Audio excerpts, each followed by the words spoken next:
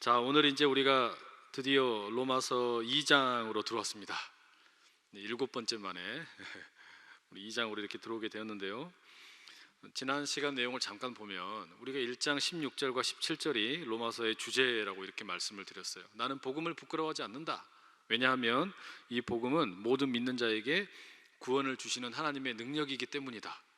그런데 바로 그 구원의 능력이 하나님의 의로움으로 예수 그리스도의 십자가가 그리고 그 부활이 증거되는 곳에서는 늘 그 하나님의 의로우심이 드러나기 때문이다. 우리가 이런 이야기를 결론을 맺고 그리고 나서 던져지는 질문이 뭐였죠?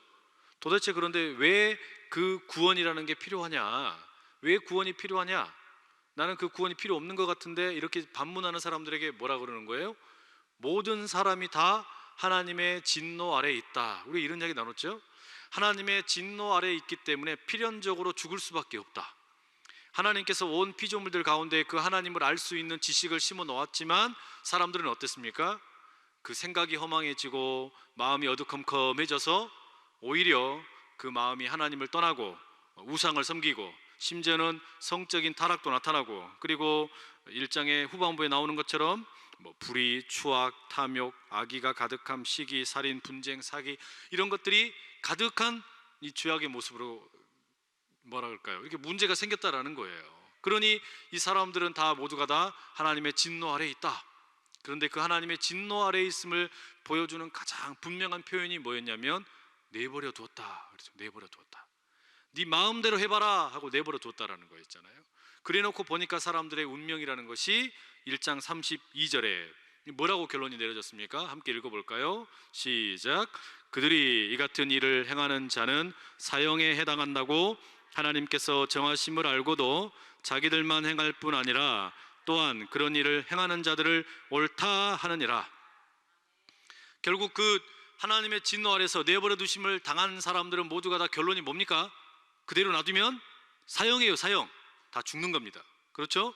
이게 지금 말하자면 이제 1차적으로 소환된 사람들, 이 지금 법정에서 피고인석에 쫙 늘어진 사람들, 당신들은 하나님을 알만한 지식이 가득함에도 불구하고 하나님을 인정하지 않았다. 유죄 선고가 다 떨어진 거예요. 그리고 난 다음에 이제 2장 1절로 넘어가는 거예요. 그런데 2장 1절 한번 봐보세요. 읽어볼게요. 2장 1절 시작. 그러므로 남을 판단하는 사람아, 누구를 막론하고 네가 핑계하지 못할 것은 남을 판단하는 것으로 네가 너를 정죄함이니 판단하는 네가 같은 일을 행함이니라. 이건 이제 분위기가 좀 바뀐 거예요. 어떻게 된 거냐면 앞서서 지금 여기 유죄 선고를 받은 사람들이 앞에 나와가지고 쭉 늘어서 있는 겁니다. 아이고, 저 사람들은 보니까 어떤 거예요? 이 피조 세계에 하나님의 그 지식이 가득하고, 그리고 그 하나님께서 하지 말라고 하는 짓을 많이 하고 내버려둠을 당해가지고 아주 멋대로 살고 있는 그런 사람들이 다 늘어서 있는 거예요. 그래서 뒤에서 그런데 어떤 사람들이 있었던 거냐면 이렇게 앞에 늘어서서 지금 유죄 선고를 당하고 있는 것을 보면서 팔짱 끼고 그래, 다 그럴만하지, 저렇게 아이고 못된 것들 이렇게 하면서 지금 뭐 하느냐면은 훈수 두고 있는 것처럼 보이는 그런 사람들이 있지 않습니까? 이렇게 나하고는 상관없는 이야기다 이렇게 하고 팔짱 끼고 있는 사람들. 그런데 이렇게 가만히 팔짱 끼고 있는데 갑자기 2장 1절 들어가니까 뭐라 그러냐면 그러므로 남을 판단하는 너 이러는 거예요. 1장까지는 지금까지는 그 이 이야기의 전개가 3인칭으로 이루어졌습니다. 그들, 그 이런 이야기였는데 2장으로 넘어가면 대상이 누가 되냐면 남을 판단하는 사람아, 이거 뭐예요? 너, 남을 판단하는 너 이렇게 되는 거예요. 그러니까 자기는 지금 여기 앞에 나와 있는 사람이 아니라고 생각을 하고 지금 소환이 되어가지고 유죄 선고를 받았다고 생각을 하지 않고 저기 뒤에서 이렇게 팔짱 끼고 방관하고 있던 사람, 수수방관하면서 나는 뭐 괜찮지, 나는 뭐 괜찮지 이렇게 생각하는 그 사람들을 향해서 주님이 뭐라 그러세요? 남을 판단하는 사람아, 지금 비난을 하시는 거예요. 이게 무슨 이야기냐면 이제 이방인들이 주로 1장에서 이제 묘사가 많이 되지 않았어요. 하나님을 잘 모르는 사람들, 나는 이방인이기 때문에 율법도 없었고 하나님을 잘 몰랐다 핑계대는 사람들에 대해서 이 천지 창조의 세계 가운데 하나님의 그 지식이 가득하다라는 이야기가 전개가 되었는데, 그런데 이런 반론이 생길 수가 있는 겁니다. 나는 이방인이지만 그러나 사람들에게 지금 바울이 이야기하는 것 같은 뭐 동성애라든지 무슨 불의, 추악, 탐욕, 악의 이런 것은 잘못됐다고 가르치는 사람이다. 나는 그런 걸 가르치는 사람이니까 저 사람들하고는 다르다, 이렇게 생각하는 사람이 있다는 말이에요. 나는 가르치는 입장에 있는 사람이기 때문에 저들하고는 비교하면 안 돼, 이렇게 생각하는 사람. 또 한편으로 어떤 사람들이 있냐면 유대인들도 판단을 하는 겁니다. 누구를 판단하냐면 이방인들을 판단하는 거예요. 우리는 하나님의 사람인데, 우리는 하나님의 백성인데, 나는 율법을 가지고 있는 하나님의 사람이기 때문에 저 앞에 줄 서서 지금 벌 받고 있는, 저기 저 유죄 선고를 받고 있는 사람들하고 우리는 확실히 엄연히 다르다, 이렇게 생각하는 사람들이 있단 말이에요. 실제로 이 다윗의 시대에 그 이방인들 중에서 그런 도덕 교사들이 많이 있었습니다. 그러니까 도덕을 가르치는 어떤 윤리 선생들이 많이 있었다는 말이에요. 뭐 유명한 사람 중에 디오크리소스토무스나 에픽테투스 같은 사람들이 있었답니다. 이런 사람들이 앞서서 우리가 1장 후반부에 봤던 것 같은 그런 뭐 살인도 하지 말고 나쁜 짓 하지 말라는 이런 이야기를 많이 가르쳤다는 거예요. 그래서 비슷한 이야기들이 많이 있다는 거죠. 그리고 뭐 동성애도 하지 마라, 성적인 타락도 하면 안 된다, 이렇게 이야기했다는 거예요. 그런데 그런 이방인 교사들이나 유대인들이나 다 어떤 입장에 있는 거냐면 앞에 나와 있는 사람들에 대해서 판단하는 입장에 있는 거예요. 교사의 입장으로. 나랑 저 사람들은 다르지, 나하고 저기 앞에 있는 사람들은 다르지, 이렇게 판단하고 있는데 바울은 뭐라 그래요? 누구를 막론하고 네가 핑계하지 못할 것은 남을 판단하는 것으로 네가 너를 정죄함이니 판단하는 내가 같은 일을 행함이니라. 바울이 집요하게 공격하는 건 뭐냐면, 좋다, 가르친다고 치자, 좋다, 유대인이라고 치자, 그런데 지금 그 가르치는 것 그대로 살고 있어? 이렇게 묻는 거예요. 가르치는 그대로 살고 있냐? 이렇게 묻는 거예요. 유대인 너희들은 그러면 이방인들하고 다르다 그랬는데 이방인들의 삶과 다른 게 있냐? 이렇게 묻는 거예요. 만약에 가르치는 것이 제대로 사라지지 않는다면 그거는 결코 피해갈 수 없는 것이다. 가르치는 대로 살지 못한다면 그것은 어떻다는 거예요? 하등의 차이가 없다는 거예요. 하나님 앞에서 정당성을 확보하지 못한다, 이런 말입니다. 자, 그래서 2절에 보십시오. 2절 한번 읽어볼게요. 시작. 이런 일을 행하는 자에게 하나님의 심판이 진리대로 되는 줄 우리가 아노라. 자, 맨 끝에 뭐라고 되어 있었습니까? 우리가 아노라, 이렇게 되어 있죠. 당신이나 나나 다 알고 있다. 지금 여기 당신들은 누구겠어요? 그러니까 그 이방인 중에 도덕 교사들, 그 다음에 유대인들, 그리고 바울, 이렇게 포함을 해가지고 우리가 다 알고 있지 않냐. 뭘 한다는 거예요? 이런 일을 행하는 자. 여기 말하는 이런 일이 누구겠습니까? 어떤 일이겠습니까? 1장 후반부에 나오는 거. 1장 후반부에 나오는, 말하자면 그 더러운 일, 하나님께서 내버려 두셔서 우상을 숭배하고 성적인 타락을 가져오고, 그리고 무슨 뭐 악한 일들, 뭐 비방하고 하나님 미워하고 능욕하고 교만하고 자랑하고, 이런 일들을 행하는 자들은 모두가 다 하나님의 심판대로 그 길을, 심판을 받게 될 거라는 거 우리 다 알지 않냐? 이렇게 반문을 하는 겁니다. 그리고 3절에 결론을 내리는 거예요. 뭐라고 그러죠? 함께 읽어볼게요. 이런 일을 행하는 자를 판단하고도 같은 일을 행하는 사람아, 네가 하나님의 심판을 피할 줄로 생각하느냐? 이렇게 팔짱 끼고 앉아가지고 지금 가만히 보니까 바울에 의해서 지금 이 정죄를 당하고 있는 사람들이 앞에 쭉 늘어서 있잖아요. 저 사람들 보면서 아이고 저것들 참 문제네, 이렇게 하면서 그냥 저것은 나와 상관없는 일이지, 나와 별 관련이 없는 일이지, 이렇게 방관하고 있던 사람을 향해서 뭐라 그런 거예요? 너는 뭐가 다르냐 이거예요. 너는 뭐가 다르냐? 도대체 네가 다른 게 뭔데? 이렇게 묻는 거예요. 아주 그냥 바울이 신랄하게 공격을 하는 거죠. 여기서 그래서 지금 나는 괜찮을 것이다 라고 생각하는 사람들 향해서 바울이 공격하는 겁니다. 요점은 하나예요. 가르치는 대로 살았냐? 이거예요. 이방인 교사들에게 율법을 가지고 있는 유대인들, 그 율법대로 살았냐? 이렇게 묻는 거죠. 그렇지 않았다면 하나님 앞에 정당한 그 대우를 받지 못할 거다 이거죠. 하나님 앞에서 정당성이 확보되지 못할 거라는 거예요. 이 가르치는 대로 살았냐? 율법이 있다면 그 율법대로 살았냐? 참 이게 무서운 말입니다. 어려운 말이에요. 저는 신학을 공부하면서 교역자라고, 뭐 전도사, 또 목사, 또 학교에서 교수로 가르치기도 하고 이렇게 했었는데, 근데 가만히 생각을 해보면 이게 제일 어려운 일이에요. 이게 내가 매번 설교는 이렇게 자주 하는데 새벽마다 설교하지, 뭐 수요일 날 설교하지, 무슨 모임 있으면 와서 설교해달라고 하면 또 설교하지. 무슨 설교 기계잖아요. 이거 완전히 그냥. 어떤 분들은 그렇게 생각하실지도 몰라요. 무슨 설교 자판기라고. 그리고 버튼 누르면 설교 나올 거라고. 여하튼 그런데 이게 여러분, 이게 저한테는 두려운 일입니다. 왜냐? 과연 나는 지금 내가 설교하는 대로 살고 있냐? 가만히 돌아보면 이게 할 말이 없는 거예요. 내가 나를 가만히 돌아보면, 제가 가만히 돌아보면 나는 설교한 대로, 또 가르치는 대로 이게 내가 살았나? 가만히 돌아보면 이게 겁난단 말이에요. 지금 바울이 고발하는 게 그겁니다. 너 그대로 살았냐 물으면 누가 감히 거기에서 나는 당당하게 그렇게 살았습니다라고 말할 수 있는 사람이 몇 명이나 있겠어요? 누가 있겠어요? 바울의 논점은 한 명도 그런 사람 없다, 이런 이야기죠. 한 명도 없다. 그렇게 대꾸할 수 있는 사람이 아무도 없다는 거죠. 여러분, 우리가 목사라고 하는 것이, 장로라고 하는 것이, 안수집사, 권사라고 하는 것이, 무슨 이런 직분이 우리에게 그러면 어떤 하나님 앞에서 정당성을 보장해 줄 수 있습니까? 천만의 말씀이에요. 아무런 보장이 안 됩니다. 이런 거예요. 지금 여기 앞에 이렇게 나쁜 사람들, 죄 많이 지은 사람들 여기 앞에 서 있단 말이에요. 그런데 우리는 뒤에서 팔짱 끼고 서가지고 나는 목사인데, 나는 장로인데, 나는 권사인데, 나는 안수집사인데, 나는 성도인데, 나는 서리집사인데 괜찮지, 나 정도면 괜찮지, 이렇게 생각하고 있는 사람들 향해서 뭐라 그런 거예요? 남을 판단하는 사람아 그 팔짱 풀어라, 이런 거예요. 너도 이리 와라, 이렇게 물어. 너라고 다를 게 뭐가 있냐, 이렇게 묻는 거예요. 여러분, 이렇게 대놓고 보면은요, 누군가를 가르치는 입장에 있다는 거, 누군가를 판단을 해야 되고 누군가를 감독하는 입장에 된다는 거, 그다지 썩 좋은 일 아닙니다. 그다지 썩 이렇게 유쾌한 일이 아닌 거예요.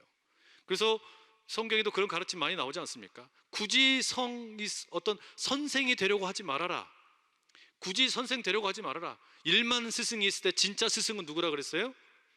예수 그리스도, 그분만이 진짜 스승인데 굳이 스승 되려고 하지 말아라. 그 스승 되려고 하는 그것이 어떻게 된다는 거예요? 나중에 내 발목을 잡는 일이 생긴다는 거예요.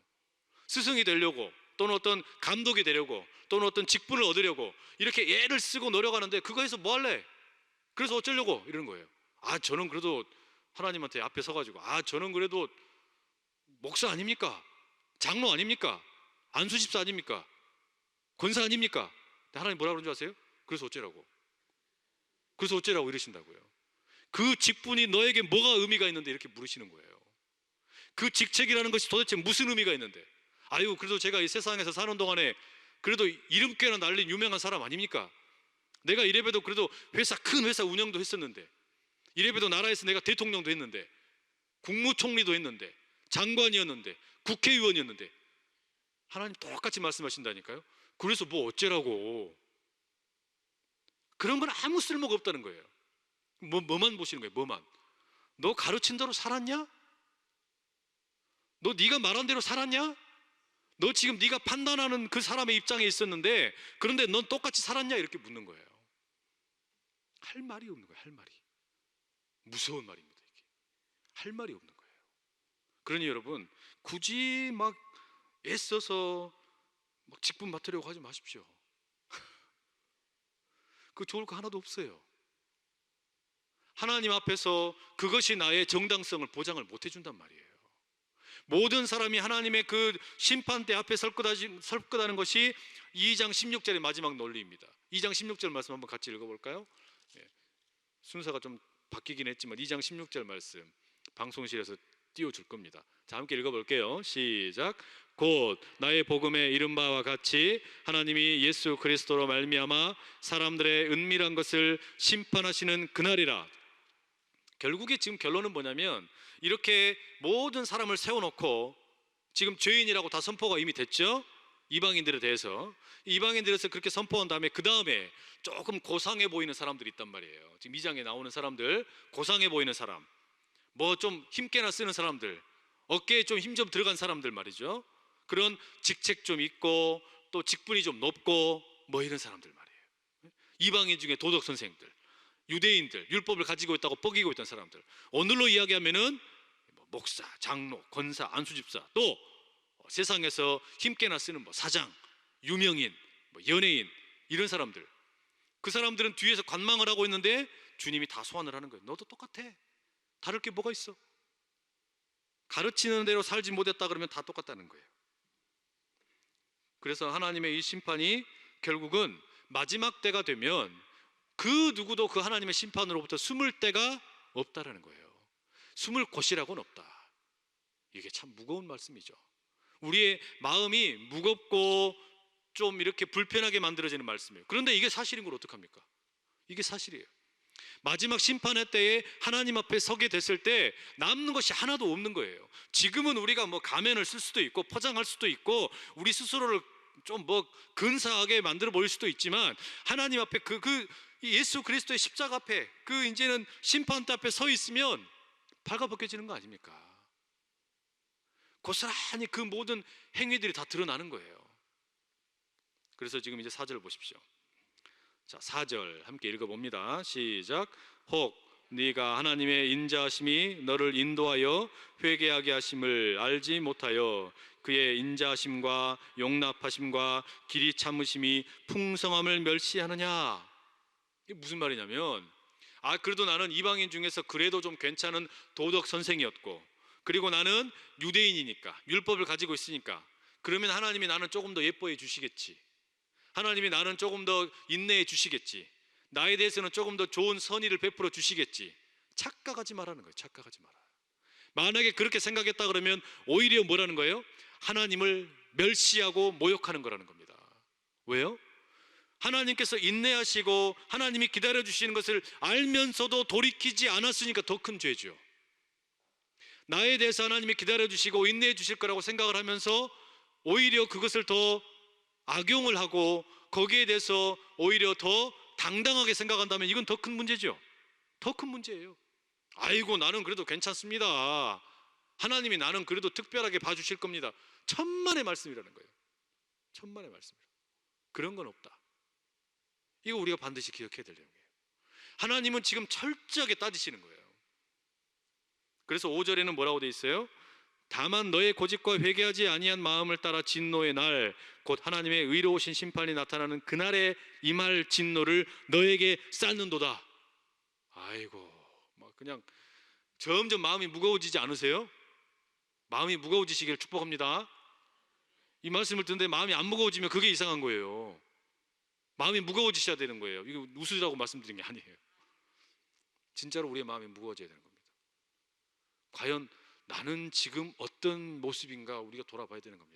이게 내 마음이 무거워지고 힘들어지고 내 안에서 나에 대한 절망감이 느껴져야만 비로소 뭐가 보이는 거냐면 비로소 그때 예수님을 통해서 하나님께서 드러내어 주신 그 의로움이 보이는 거예요. 내 안에서 내가 이렇게도 냄새나고 추악하구나, 내가 이렇게도 불가능한 상태에 있구나, 나 스스로에 대해서 절망을 해야만 그때 뭐가 보이는 겁니까? 십자가와 부활을 통해 드러난 하나님의 의로우심이라는 것이 진짜 나에게 능력이라는 것을 그때 깨닫는 거 아니에요. 내 스스로에 대해서 계속해서 긍정을 하고 나에 대해서 나는 좀 괜찮다, 근사하다 이런 착각을 하고 있으면 어떻게 주님의 그 복음이 진짜 복음으로 들려지겠냐 이 말이에요. 들려질 수가 없죠. 들려질 수가 없는 거예요. 이건 그리스도인이라고 해서 이게 보장이 되는 게 아닙니다. 자, 그래서 6절에 아예 이제 바울이 딱 선언을 하는 겁니다. 6절 한번 읽어볼게요. 시작. 하나님께서 각 사람에게 그 행한 대로 보응하시되. 이게 단순한 것 같지만 상당히 중요한 말입니다. 하나님께서 행한 대로 보응하신다. 여러분, 우리가 재판을 받는다, 법원에 갔을 때 여러분 어떻게 우리가 평가를 받습니까? 그 재판을 받을 때 그 사람의 감정을 따집니까? 그 사람의 지식, 인지 능력을 따집니까? 이런 거 안 따지죠. 1차적인 그 모든 재판에 있어서 1차적인 제일 기초적인 거는 뭐냐면 너 뭐 했냐라는 거예요. 무슨 일을 했냐? 그렇죠? 너 뭘 했냐? 예를 들어서 어떤 사람을 내가 폭행을 했다. 그러면 이 사람이 이 폭행에 대해서 무슨 얼마나 지식이 있었는지 아니면 감정의 상태가 어땠는지 이런 거는 다 부차적인 것이고 1차적인 것은 뭐냐면 그 행위, 폭행이라는 행위가 일어난 거, 그게 뭐예요? 제일 중요한 판단의 근거입니다. 그게 제일 중요한 판단의 기준이고, 그 다음에 뭐 상태가 감정적으로 어땠다, 뭐 이 둘 사이에 무슨 관계가 어려움이 있었다, 이런 걸 가지고 뭐라 그래요? 우리가 정상 참작을 한다 그러죠. 정상 참작은 완전히 부차적인 것이고, 일단은 뭐가 제일 중요해요? 무슨 행동을 했느냐, 이게 제일 중요한 거예요. 하나님 앞에 선다, 예수 그리스도 앞에서 선다, 그 예수님의 심판대 앞에 서게 될 때도 똑같다는 거예요. 너의 행한 대로 하나님이 보응하신다, 갚아주신다는 거예요. 근데 행한 대로 보응하신다 그럴 때 뭘 보냐?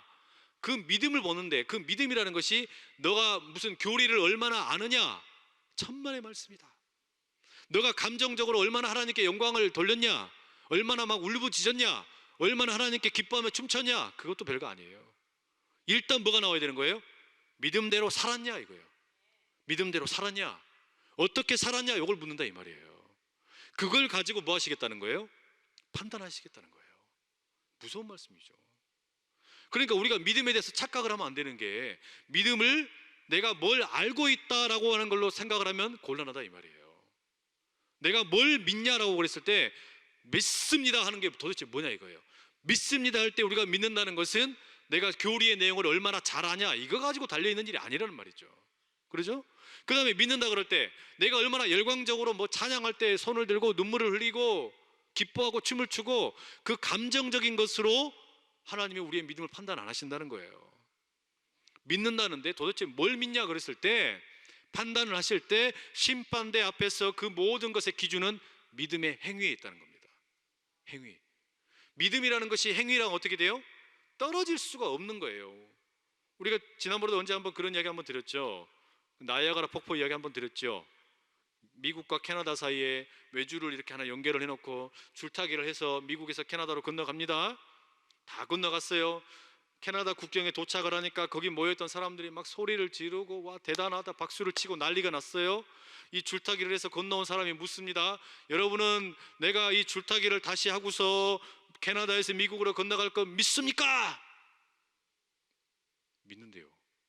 잘한답니다. 알지요, 우리가 알고 말고요. 그러면서 거기에서 막 무슨 부흥회가 이루어진 것처럼 잘한다 그러고 감정적으로도 반응을 하는데, 그 다음에 뭐라고 물어요? 그러면 나랑 같이 내 등에 올라타서 갈 사람, 손을 아무도 안 들어요. 아는 것과 감정적인 반응과 믿음의 행함으로 나가는 것은 차원이 다르단 말입니다. 우리가 그런 얘기도 함께 나눴습니다. 이 로마서를 시작을 하면서 로마서를 읽을 때 우리가 그냥 읽지 말고 이것을 우리가 대본처럼 읽자라는 말씀도 드린 적이 있어요. 대본처럼 읽자고. 제일 첫 시간에 제가 그런 얘기 드렸어요. 왜 그랬냐면 이 로마서의 말씀을 읽을 때 우리가 마치 배우처럼 읽어보자는 거예요. 배우처럼. 응답하라 1988 같은 그런 드라마 보면은 이 배우들이 얼마나 연기를 잘합니까? 이들이 근데 그냥 연기한 게 아니고 자기들에게 주어진 대본이 있단 말이에요. 그러면 이 대본을 달달달달 외워가지고 그 극중 인물이 마치 자기가 진짜인 것처럼, 진짜 자기인 것처럼 어떻게 하는 겁니까? 연기하는 거 아니에요. 그래서 그 극중 인물이 진짜 나인 것처럼 그렇게 말하자면 이 가면을 쓰고 연기를 하는데, 그걸 보고 우리는 눈물을 흘리고 감동을 하는데, 그런데 하나님께서 우리에게 주신 이 성경이라는 책도 마찬가지라는 거 아니에요. 이것은 우리에게 그냥 이 내용을 알고 뭐 파악을 해라고 주신 것도 아니고, 이거 읽으면서 감동해가지고 눈물 흘리고 찍 끝내라는 것도 아니고, 이 성경대로 살아라고 주신 거 아닙니까? 성경대로 살아라고. 그러니 우리가 이 성경의 대본대로 살아가는 명품 배우가 되어야 될 거 아니냐 이 말이죠. 지금 그것 때문에 평가하시겠다는 거예요. 그것 가지고 마지막 때에 심판을 하시겠다는 겁니다. 이 바울의 말씀은 시편 62편 12절에 나오는 이야기입니다. 시편 60편 12절도 한번 읽어보실래요? 함께 읽습니다. 주여, 인자함은 주께 속하오니 주께서 각 사람이 행한 대로 갚으심이니이다.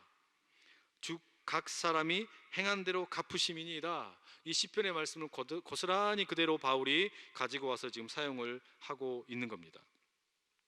그렇기 때문에 여러분, 이 행한 대로 보응한다라는 것은 또한 어떤 의미가 있냐면, 심판을 하는 데 있어서 우리 주님 예수 그리스도를 통해서 하나님이 우리를 심판하실 때 행한 대로 보응을 하는 것이기 때문에 이 재판이 공정하다라는 것을 말해주는 겁니다. 재판이 공정하다. 그 사람이 사회적인 신분이 무엇이든지 상관없이, 그 사람의 성별이 무엇이든 상관없이, 그 사람의 피부 색깔이 무엇이든 상관없이, 그 사람의 교회의 직분이 무엇이든 상관없이, 그 사람의 사회적인 지위가 높든지 낮든지 상관없이, 돈이 많든지 적든지 상관없이 공정할 것이다 이 이야기예요. 행한 대로 보응할 거니까. 여러분, 우리가 일반적으로 사법기관에서 불신을 한다, 그럼 무엇 가지고 불신하는 거예요? 흔히 뭐 무전 유죄, 유전 무죄 이러면 우리가 문제가 있다라는 의식을 갖고 있는 거죠. 가만 보니까 똑같은 재판을 하는데도 돈이 있으면 무죄가 되고 돈이 없으면 유죄가 되고, 이런 식의 만약에 판결이 어긋나게 되면 우리가 어떻게 됩니까? 사법기관에 대해서 불신하는 일이 생기지요. 공정하지 않다 이렇게 우리가 비난을 한단 말이에요. 그런데 지금 하나님께서 나는 행한 대로 보응한다, 각 사람의 행한 대로 보응한다, 이 말은 뭐가 되는 겁니까? 생김새가 어쨌든 아무 상관없다, 직분이 무엇이든 상관없다, 그러니까 목사, 장로, 뭐 권사, 안수집도 아무 소용없다, 대통령도 소용없다, 아무런 그런 직책과 상관없이, 피부색과 상관없이, 부자인지 가난한지 상관없이 행한 대로 공정하게 재판하겠다는 거예요. 이게 하나님의 심판입니다. 이게 하나님의 심판이에요. 그러면서 이거를 지금 누구에게 이야기하고 있다고요? 나름 괜찮다고 생각하는 사람들, 이방인들 중에서도 도덕 교사인 사람, 아니면 율법을 가지고 있다고 뻐기는 유대인들, 이런 사람들에게 이야기를 하니까 이게 어때요? 이 사람들 듣기에는 상당히 불편하겠죠? 나름 가지고 있는 사람들이니까. 그러면서 뭐라 그래요? 이제 7절로 가보시면, 7절, 8절에 가보시면 이제 이 선한 자와 악한 자, 그러니까 행동에 대한 묘사인데 선한 자와 악한 자를 비교하고, 또 9절, 10절에 가면 이 선한 행동, 악한 행동의 결과가 어떻게 되는지 최종적인 상태를 비교해 줍니다. 자, 7절 한번 읽어볼게요. 시작. 참고 선을 행하여 영광과 존귀와 썩지 아니함을 구하는 자에게는 영생으로 하시고, 그러니까 인내하면서 참으면서 선을 행하며 영광과 존귀와 썩지 아니함을 구하는 자에게는 영생, 다시 올 생의 생명으로 함께 해주시고, 이런 얘기인데, 그러면 좋은 일이죠. 반면에 8절 한번 읽어보세요.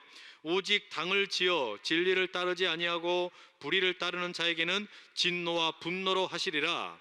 결국 그 행함의 결과가, 그 행함의 내용을 보니까 문제가 있으면 어떻다는 거예요? 문제가 있으면 분노와 진노로 나갈 수밖에 없다.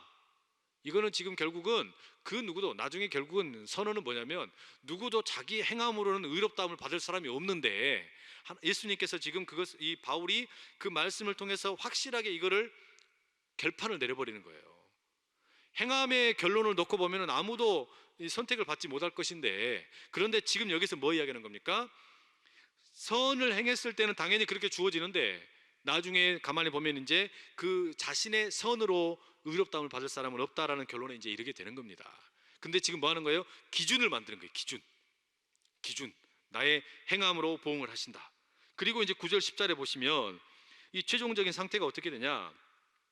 선한 일을 행하는 사람은 영광과 존귀와 평강을 얻게 되고, 악한 일을 행하는 자는 환난과 곤고가 있을 것이다. 이렇게 지금 내용이 정리가 되죠. 그런데 이 9절 10절에 보시면 반복되는 표현이 하나 있습니다. 뭐라고 나옵니까? 9절 10절에 읽어보시죠. 시작. 먼저는 유대인에게요, 그리고 헬라인에게로다. 우리가 지금 계속 이야기하는 거예요. 심판이 어떻다고요? 공정하다. 심판은 공평하다, 이 이야기예요. 그러니까 유대인이든 헬라인이든 상관없다. 유대인, 헬라인 이런 것과 상관없이 심판은 공평할 거다, 이 말이죠. 근데 여러분 거기 보시면 선을 행하는 각 사람에게는 영광과 존귀와 평강이 있으리니 먼저는 유대인, 그 다음에 헬라인. 그러니까 쉽게 말하면 구원의 길도 우선순위가 유대인, 그 다음에 헬라인이었는데, 이제 이 심판을 받게 되는 것도 먼저 유대인, 그 다음에 헬라인이라는 거예요. 근데 여기서 만약에 여러분 우리가 생각을 해보세요. 하나님이 만약에 이 심판을 공정하게 하지 않는다 그러면 문제가 생기는 거죠. 무슨 문제가 생기냐면, 아이고 이스라엘 사람이니까, 율법을 가지고 있는 유대인이니까 괜찮아, 봐주고, 또 이방인 중에서 좀 괜찮은 사람들, 뭐 우리가 또 도덕적으로 잘 가르치는 사람들, 그러니까 그래 괜찮아 봐줄게. 그럼 어떻게 돼요? 이게 공평한 심판이 되지 않겠죠? 공평한 심판이 안 된단 말이에요. 그거를 사전에 확실하게 차단을 하고 있는 겁니다. 그러면서 11절 이제 가보시면요, 11절 뭐라고 나옵니까? 11절에 이렇게 돼 있어요. 이는 하나님께서 외모로 사람을 취하지 아니하심이라. 외모로 사람을 취하지 않는다. 이 외모라고 번역을 해놨지만 쉽게 이야기하면, 그러니까 겉에 드러나 있는 뭐 직분, 직책, 사회적 지위, 무슨 피부 색깔, 뭐 혈액형, 뭐 남자냐 여자냐 이런 것과 아무 상관없다는 거예요. 확실하게 지금 뭐 하는 겁니까? 선을 긋고 있는 거죠. 공정한 심판이다. 그러니까 어떻게 해야 됩니까? 착각하면 안 돼요. 나는 하나님이 좀 편애해 주시겠지? 아니요, 그런 거 없어요. 나는 그래도 믿음의 이 대가 3대 4대쯤 내려오는데 하나님이 그럼 좀 날 봐주시겠지? 그런 거 없다니까요. 내 아내가 나를 좀 많이 위해서 기도해 줬으니까 나는 괜찮겠지? 안 그렇다니까요. 우리 부모님이 나를 위해서 좀 많이 신경 써줬으니까 괜찮겠지? 천만의 말씀이에요. 천만의 말씀이에요. 무슨 말인지 되시죠? 철저하게 이 심판대 앞에 설 때는 나와 하나님 앞에 내가 단독자로 서는 거예요. 단독자로, 나의 행함대로. 이게 아주 중요하죠. 이걸 우리가 반드시 기억할 필요가 있습니다. 그런데 이렇게 이야기를 하고 나니까 이제 이방인들은 뭐 그냥 그런가 보다 하고 이렇게 넘어가는데, 이방인이 아니라 유대인들이 여기에 대해서 이제 반론을 제기하는 거예요. 유대인들. 왜냐?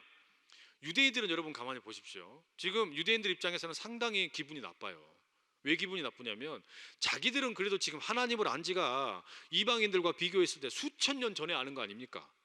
아브라함이 그 하나님의 인도하심을 받고 따라온 그 믿음의 조상인 아브라함의 우리는 후손인데, 우리는 그 율법을 받은 백성들인데, 우리는 수천 년의 믿음의 대를 이어온 사람들인데, 아니 어떻게 우리가 저 별로 족보도 없는 저 이방인들하고 똑같이 심판을 받냐?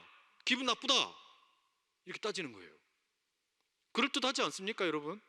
상당히 그럴듯하지 않아요? 몇천 년을 먼저 믿었는데 우리는 몇천 년을 먼저 믿고 그 하나님 먼저 알았는데 왜 우리가 똑같은 동급 취급을 받아야 되냐 이거예요. 이거 가만히 보세요. 이런 논리가 거의 모든 조직 안에 다 있지 않아요? 내가 원조야. 내가 여기 먼저 들어왔어. 내가 여기 먼저 들어와가지고 그래도 여기서 내가 얼마나 많이 일을 했는데 왜 내가 똑같은 취급받아야 돼? 여러분, 우리 이런 생각 있지 않나요? 있잖아요. 있죠?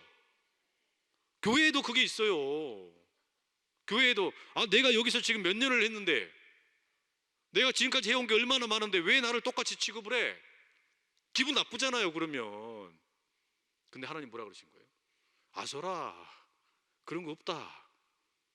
우리가 거기에 대해서 할 말이 없는 게, 우리가 교회에서 한 공동체 섬기면서 뭐 10년, 20년 먼저 왔다, 그것 가지고 좀 우리가 좀 그래도 대접받으려고 그러는데, 유대인들한테 우리가 대놓고 보면 할 말이 없는 거예요. 이 사람들 몇 년이에요? 수천 년을 먼저 믿어버렸는데, 그럼 우리가 뭐라 그럴 겁니까? 그 사람들한테.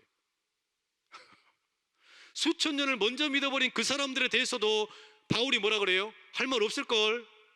너희들 할 말 없다. 딱 잘라버리고 이야기하는데 뭐라고 말할 겁니까? 우리가 이 공동체를 섬기면서 내가 몇 년 먼저 섬겼다, 내가 여기가 좀 더 원조다, 그거 가지고 자랑할 것이 거리가 없다는 거예요. 거리가. 그것 가지고 자랑할 생각을 하덜덜 말아야 되는 거예요. 그것 가지고 괜히 내세우려고 생각을 하면 곤란한 거예요. 곤란합니다.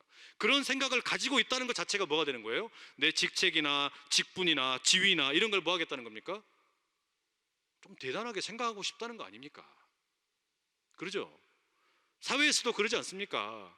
어디 들어가면 서열 따지고, 예? 어디 들어가면 서열 따져가지고 얼마나 됐냐, 직급이 얼마나 됐냐 이런 거 따져가지고 이 어떤 그런 논리를 이렇게 대접을 하지 않습니까? 근데 하나님 나라의 법칙이 그러지 않는다는 말이에요. 예수님도 뭐라 그러셨어요? 먼저 된 자가 나중되고 나중된 자가 먼저 된다고. 이 반전의 전도 현상이 일어나요. 여러분, 그 구약 성경의 아브라함의 집안의 이야기를 가만히 보시면 그걸 여러분이 느끼셔야 되는 게, 희한하게 하나님께서 일하시는데 자꾸 막내들이 아니면 아우들이 형들을 이겨버리죠. 야곱이 에서를 앞서가 버립니다. 요셉이 형들을 다 제끼고 믿음의 명가문의 우두머리가 되어버립니다. 그러죠? 이런 일들이 나타나는 게 지금 뭘 말하는 거예요? 에브라임이 므낫세를 앞서버려요. 이게 무슨 이야기 하는 거예요? 원조라고 따지지 말라는 거예요. 직분, 직책 또는 지위, 기간, 이것 가지고 공동체를 어지럽히면 안 된다는 겁니다. 이게 아주 무서운 말이에요. 근데 지금 이 율법을 먼저 붙들고 있는 유대인들이 뭐라 그러는 거예요? 우리 억울하다 이거예요. 억울하다. 우리는 10년, 20년이 아니라 몇천 년을 지금 앞서서 했는데, 그것도 율법이라고 하는 것을 가지고 우리는 하나님의 선민이다, 나는 하나님께 택함 받은 백성인데 어떻게 우리가 똑같이 대접받냐? 하나님 앞에 섰을 때 우리는 그래도 좀 다를걸. 하나님 앞에 섰을 때 우리는 그래도 선민이니까, 나는 먼저 택함 받았으니까, 이 율법을 가지고 있는 사람이니까 그래도 나는 좀 다를걸, 이렇게 이야기하고 싶은 거예요. 그랬더니 율법이 있다고 주장을 하니까 12절에 바울이 뭐라 그래요? 12절 한번 읽어보세요. 시작. 무릇 율법 없이 범죄한 자는 또한 율법 없이 망하고, 무릇 율법이 있고 범죄한 자는 율법으로 말미암아 심판을 받으리라. 뭐라 그런 거예요? 그래, 네 말이 맞다, 네 말이 맞아. 뭐라 그러냐면, 너는 율법이 있으니까 그럼 너는 율법대로 심판을 받으면 되고, 율법이 없는 이방인들은 율법 말고 다른 기준으로 심판받으면 된다, 이렇게 하는 거예요. 이걸 우리한테 논리를 대볼까요? 나는 여기 오래됐으니까 좀 더 대접받아야 되지 않냐? 그러니까 그래, 네 말이 맞다. 그러면 너는 오래 있었으니까 더 책임 많이 져라. 무슨 말이 되세요? 너는 그럼 더 많이 책임져야 된다, 이렇게 이야기하는 거예요. 그러니까 다른 사람들이 조그만 것에 비해서 그러면 10년, 20년, 30년, 40년, 50년, 60년, 100년 이렇게 대를 이어가면서 우리가 했다, 그거를 만약에 자랑 삼고 싶으면 그만큼의 것을 그럼 얼마 한다 보자, 이렇게 내놓는 거예요. 그러니 지금 이 율법을 가지고 자랑하는 이 유대인들에 대해서 바울이 뭐라 그런 거예요? 너는 율법이 있으니까 그럼 율법 가지고 심판하자. 율법 없는 저 사람들은 그럼 율법 없는 것 가지고 내가 판단하겠다, 이렇게 하는 거예요. 그리고 난 다음에 13절에 이제 뭐라 그럽니까? 함께 읽어볼게요. 하나님 앞에서는 율법을 듣는 자가 의인이 아니요 오직 율법을 행하는 자라야 의롭다 하심을 얻으리니. 그러니까 이거는 여러분 행위 구원을 말하려고 하는 게 아니라 지금 모든 사람이 다 뭐라는 거예요? 하나님의 심판 아래에 있는 거죠. 하나님의 이 심판 아래에서 지금 뭡니까? 유죄 선고를 듣고 있는데, 그것을 지금 하나님이 이제 예수님이 보여주시는 그 길, 이 길을 가려고 하는데, 바울의 논리가 뭐냐면, 율법을 들었다 그래서, 회당에 가가지고 율법을 읽었다 그래서, 거기 가서 예배를 들었다 그래서, 그 율법을 가지고 있다 그래서 그것이 당신을 의롭다고 만들어주는 것이 아니다. 그럼 어떻게 해야 되냐? 율법을 다 행해야지 의롭다고 정당성을 인정받는 거다. 아까 했던 이야기죠. 그 말이에요. 그러면 이 사람들은 율법을 당시에 어떻게 생각을 한 거예요? 나에게 율법은 가지고 있다는 것 자체로, 내가 소유하고 있다는 것 자체로 뭡니까? 특권이었고 또 상징이었고, 이게 일종의 부적 같은 거였습니다. 그래서 뭐 미간에도 메고 다니고 손목에도 차고 다니고 이렇게 하고 다녔단 말이에요. 그런데 여러분, 이게 지금 성도들 가운데서도, 신앙의 연조가 오래된 분들 가운데도 이게 똑같은 일이 벌어져요. 어떻게 합니까? 성경책을 부적처럼 가지고 다니는 분들이 있어요.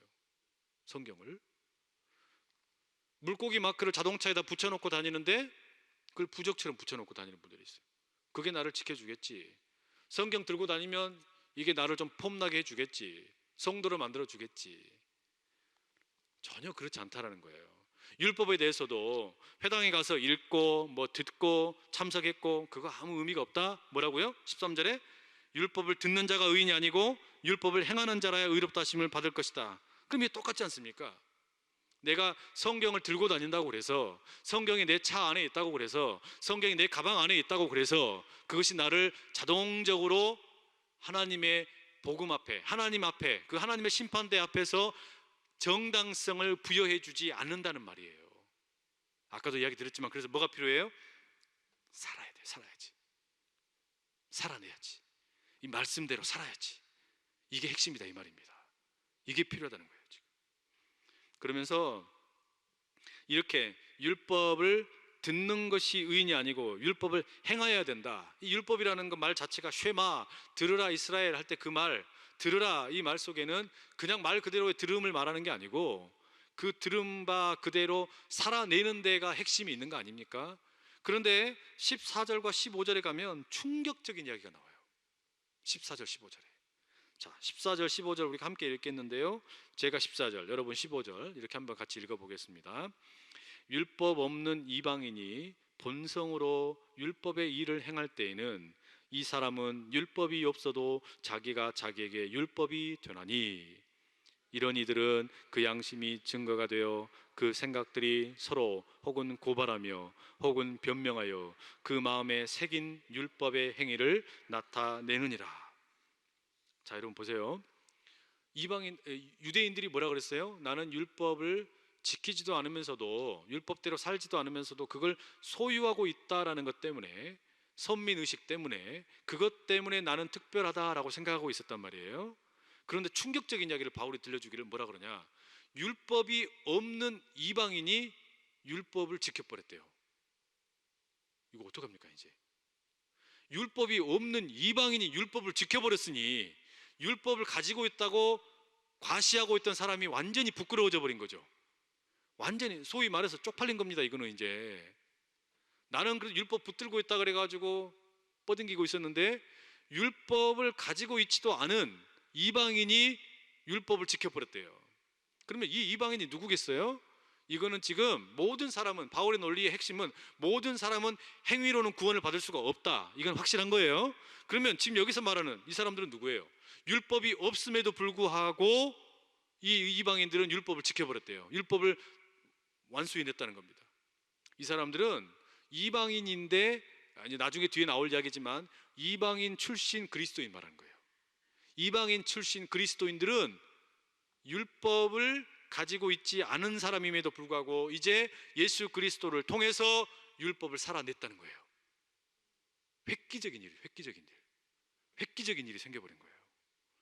나는 율법을 가지고 있다고 그거 자랑하고 있었는데 율법이 없는 이방인 출신 그리스도인이 그 율법을 행함으로 나타내버렸다.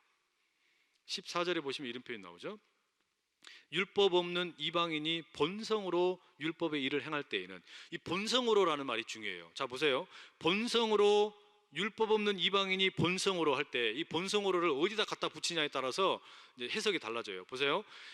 본성으로 율법 없는 이방인이 이러면 어떤 뜻이 될까요? 본성으로 율법 없는 이방인이, 본성으로라는 말은 민족적으로 또는 인종적으로 이런 말이에요. 인종적으로는 율법이 없는 이방인이, 이렇게 되면 지금 이방인이라는 말이 되는 거죠. 근데 그렇게 안 읽고 본성으로 율법의 일을 행할 때에는 이렇게 되면 어떻게 돼요? 자기의 본성으로, 자기의 어떤 육체적인, 아니면은 어떤 뭐랄까요, 이 사람 됨됨이로, 그런 것으로 율법의 일을 행할 때에는, 이렇게 말하면 행위구원처럼 들려지잖아요. 그렇게 읽으면 안 되고, 이 본성으로라는 말을 제일 앞으로 갖다 붙여가지고 본성으로 율법 없는 이방인이, 이렇게 되면 어떻게 되는 거예요? 인종적으로는, 자신의 그 어떤 인종적인 혈통으로는 율법이 없는 이방인인데 그 이방인 그리스도인들이 보니까 율법의 일을 행해버린다. 그럼 어떻게 된다는 거예요? 이 사람은 율법이 없어도 자기가 자기에게 율법이 되어버렸다. 이거를 듣고 제일 충격을 받을 사람이 누가 되는 겁니까? 유대인들이 되는 거예요. 유대인들이. 너희들 어떡할래 이제? 큰일 났다, 이렇게 얘기하는 거예요. 너희들은 율법을 가지고 있다고, 그 가지고 있는 것 가지고 뻗ing기고 자랑하고 있었는데 본성으로는, 혈통으로는 이방인인데 혈통으로는 뭐가 없는 거예요? 율법이 없는데 이 사람들이 뭘 했다고요? 율법을 지켜버리는 거예요. 예수님 능력을 힘입어서. 이러면 이제 충격 아닙니까? 이걸 가만히 생각하면서 이런 생각이 들었어요. 물론 예수 그리스도를 통하지 않고서는 모든 사람이 그리스도의 심판대 앞에서 정당성을 확보할 수 없지만, 교회에 다니지 않는 사람이 교회에 다니고 있는 우리보다 더 도덕적으로 깨끗하게 살고 있는 모습을 보면 우리가 제일 부끄러워야 되는 거 아닙니까? 그러죠? 똑같은 논리로 우리 교회를 다니고 있는, 예수님을 구주로 모시고 있는, 주님이 나의 왕이요 나는 그리스도의 신부라고 말하는 우리보다 밖에 있는 사람이 만약에 더 깨끗해 버리면 이거 참 곤란하고 제일 창피한 게 누군 거예요? 우리잖아요, 우리. 지금 그 이야기인 겁니다.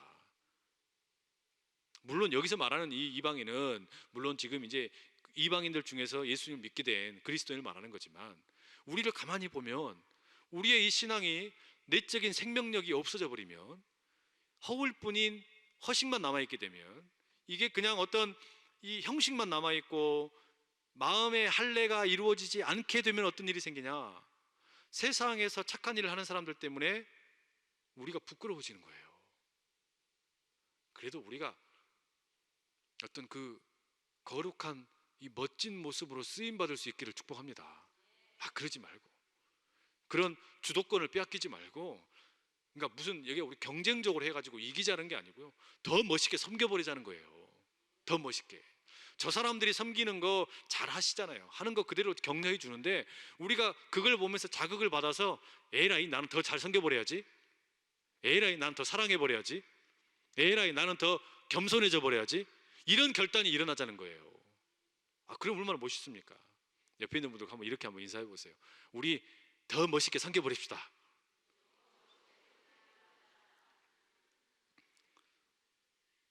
자, 그래서 16절에 이제 결론이 뭐라고 나는 거예요? 16절에 한번 같이 읽어볼게요. 시작. 곧 나의 복음에 이른 바와 같이 하나님이 예수 그리스도로 말미암아 사람들의 은밀한 것을 심판하시는 그날이라. 결국 하나님께서 심판을 하시는데, 모든 사람을 심판하시는데 예수 그리스도를 통하여, 예수 그리스도를 통하여 모든 사람을 심판하시는 그날이 올 거라, 이 말이죠. 물론 예수님을 믿으면 구원을 받습니다. 근데 바울도 뭐라고 그러냐면 그 구원도 이게 아주 그냥 초라한 구원이 있다라고 이야기하는 거예요. 초라한 구원, 부끄러운 구원. 우리 그렇게 부끄러운 구원 받으면 좀 그러지 않습니까? 하나님 보시기에 좀 멋있게 쓰임받고, 그리고 하나님 때문에 아주 감동스럽게 살아가는 그런 멋진 구원에 이르는 우리 모두가 다 될 수 있기를 축복합니다. 그냥 그냥 겨우 꼴찌에서 턱걸이 하다가 그냥 그냥 추가 합격 1번으로 들어가는 그런 구원 말고, 하나님 보시기에 귀하게 쓰임 받고 우리 하나님께서 원하시는 일에 헌신하면서 나가면서 쓰임 받는 그런 일. 내가 지금 무슨 직분이나 직책이나 사회적 지위나 무슨 지위 고하나 무슨 돈이 많거나 적거나 이런 것 가지고 뻗ing기기보다, 주님 앞에서 그런 것을 주장하고 마땅히 받아야 될 어떤 대접보다, 그런 권리를 내세우는 것보다 하나님이 나에게 허락하신 이 은혜가 너무 크기 때문에 그저 감사함으로 감격함으로 섬길 수 있는 우리 모두가 될 수 있기를 축복합니다. 그것이 하나님 우리한테 지금 원하시는 일일 거예요. 우리한테. 그렇게 되면 아마 우리 주님께서 우리를 마지막에 심판하시는 거기에서 흐뭇하게 미소 짓지 않으시겠습니까? 그런데 이 구린대가 마르면 어떻게 되는 거예요? 마지막에 심판대 앞에 섰을 때 참 그냥 창피하잖아요. 지금이야 그냥 이렇게 덮어놓고 넘어가고 이렇게 되는 것 같이 보이는데, 그때 가면 이게 숨길 수도 없고 파노라마처럼 영화 한 편이 각자의 인생이 쫙 펼쳐질 텐데, 그때 가서 얼마나 우리가 부끄러워지겠습니까? 우리 그러지 말고 주님 앞에서 당당하게 멋있게 쓰임받을 수 있도록 오늘 하루 충실하게 복음으로 살아내는 우리 모두가 될 수 있기를 축복합니다. 기도하겠습니다. 사랑하는 아버지 하나님, 우리가 때로 내가 믿고 가르치는 대로 살지 못한 채 우리 주님의 복음을 욕되게 하고 주님의 복음을 제대로 따르지 못하는 미숙함이 있었던 것을 주여 고백합니다. 아버지 하나님, 그렇기 때문에 우리는 행함으로는 하나님 앞에 의롭다함을 받을 수 없는 존재들이지만, 그렇기 때문에 더욱더 우리 주 예수 그리스도의 능력을 힘입어서 귀하게 말씀대로 살아내는 능력을 힘입을 수 있도록 도와주시옵소서. 그래 아버지 하나님, 내가 무슨 직책이든지 내 직위이든지 내 어떤 자랑할 만한 것이 아무리 많이 있어도 그것 때문에 내 권리를 주장하기보다 주님의 은혜이기, 그 주님께서 나에게 보여주신 은혜의 선물이니 그 감격함을 가지고 달려가며 날마다 겸손하게 쓰임받는 우리 모두가 다 되게 하여 주시옵소서. 예수님의 이름으로 기도합니다. 아멘.